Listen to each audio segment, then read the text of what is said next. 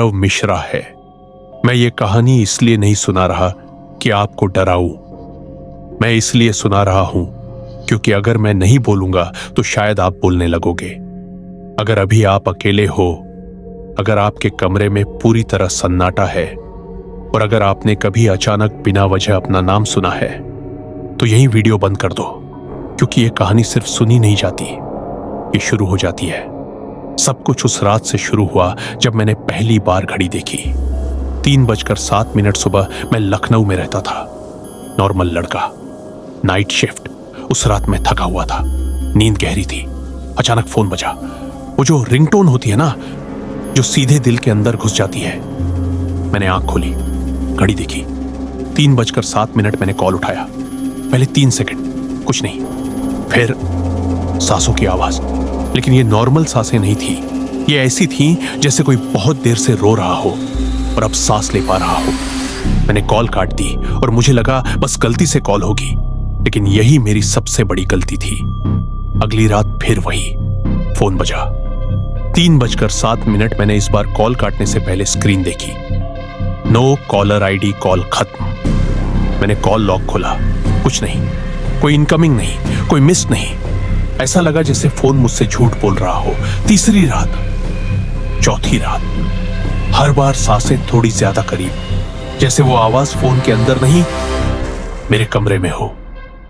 5वीं रात मैंने कॉल उठाते ही कहा, अगर तू कोई मजाक कर रहा है तो अभी बंद कर। और उसी पल फोन के स्पीकर से नहीं, मेरे कान के पीछे से आवाज आई, आरव।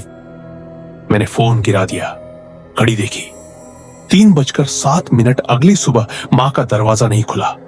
मैंने आवाज दी, कोई जवाब नहीं। दरवाजा तोड़ा, मां बिस्तर पर थी, आंखें खुली, मुंह आधा खुला, जैसे मरने से पहले कुछ कहना चाहती हो। डॉक्टर आया, एक लाइन बोली, डेथ टाइम 3:07 सुबह।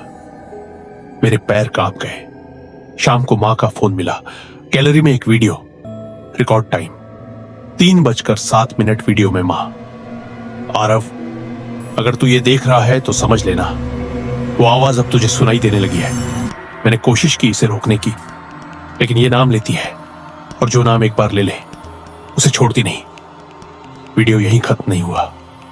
आखिरी फ्रेम में कैमरे के पीछे कोई खड़ा था।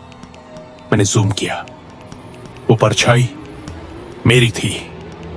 पिता की police file, death reason heart attack, लेकिन स्टेटमेंट में लिखा था, victim kept saying someone is calling my name.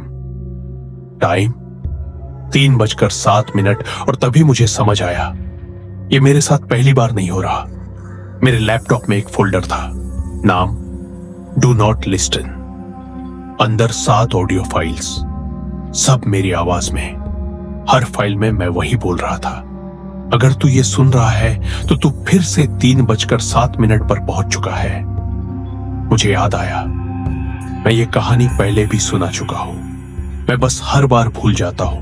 वो आवाज कोई भूत नहीं, वो आवाज है उन यादों की जिन्हें छोड़ा नहीं गया।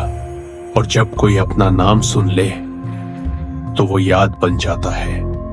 अब मेरी आवाज रिकॉर्ड हो रही है और अगली बार वो किसी और का नाम लेगी। मां की मौत के बाद मैं उस घर में एक और रात भी नहीं रुकना चाहता था। लेकिन अजीब बात यह थी, दरवाजा खोलते ही मुझे ऐसा लगा जैसे घर मुझे जाने ही नहीं देना चाहता। दरवाजा खुलता, फिर अपने आप धीरे से बंद हो जाता। मैंने जोर लगाया, तभी घर के अंदर से एक आवाज आई, आरव, बाहर भी वही है। मैंने पलट कर देखा, डाइनिंग टेबल की कुर्सियां सब उलटी थी और दीवार पर किसी ने काले निशान से लिखा था 3:07, लेकिन हैंडराइटिंग मेरी नहीं थी, या शायद थी। मैं बाथरूम में गया, आईना धुंधला था। मैंने हाथ से साफ किया और जैसे ही शीशा साफ हुआ, मेरे पीछे मैं खुद खड़ा था, लेकिन उसकी आंखें मेरी नहीं थी। उसने धीरे से कहा, अब तू सुनाने वाला है। मैं पागलों की तरह घर से भागा, सीधे हॉस्पिटल, जहां मां की बॉडी रखी थी। रजिस्टर में मेरा नाम पहले से लिखा था, आरव मिश्रा, विजिटर, लेकिन टाइम के आगे लिखा था 3:07 सुबह नर्स ने मुझे देखा और बोली, आप फिर आ गए। मैं कांप गया। फिर? उसने फाइल पलटी।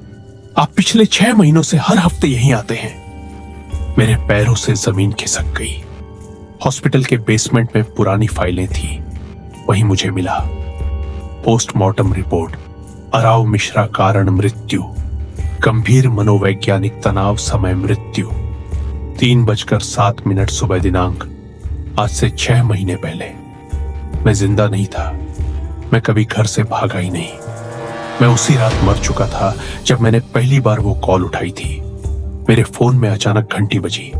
Unknown caller. मैं कांपते हाथों से फोन कान के पास लाया।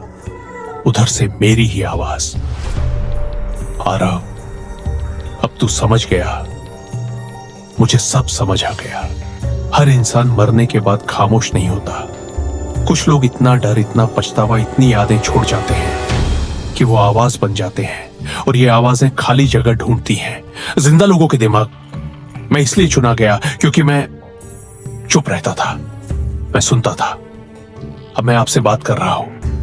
आप जो ये सुन रहे हो, आप अकेले हो, आप शांत हो, आप सुन रहे हो, और यही काफी है, क्योंकि आवाज अब मेरे अंदर नहीं है, वो आप तक पहुंच चुकी है। धीमी फुसफुसाती आवाज। अगर आपको अभी अपने आसपास एक अजीब सा सन्नाटा महसूस हो रहा है तो डरिए मत। ये वही सन्नाटा है जो हर कहानी के बाद बजता है। अगर आप चाहते हो कि यह सन्नाटा आपको बार बार सुनाई दे, अगर आप चाहते हो कि ऐसी कहानियां हर रात आपके कानों में फुसफुसाई, तो इस सन्नाटे को जिंदा रखो।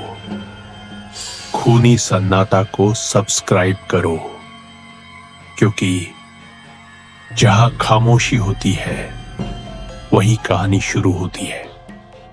अगर चाहो, अगला मैं कर सकता हूं।